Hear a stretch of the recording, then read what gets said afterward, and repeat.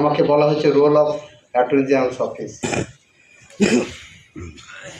Attorney general অফিসের সম্পর্কে ধারণা হলো সরকারের পক্ষে সমস্ত মামলায় দাঁড়িয়ে পিটিশনারের বিরুদ্ধে বিরোধিতা করা নৈতিক দায়িত্ব বলে আমরা মনে করি।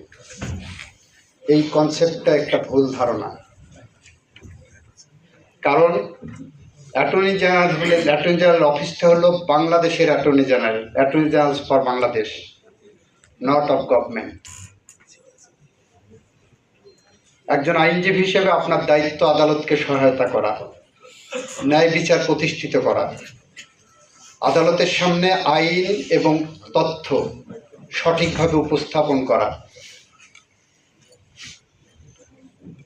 রাষ্ট্র বা রাষ্ট্রের জনগণ অ্যাটর্নি জেনারেলের অফিসের মূল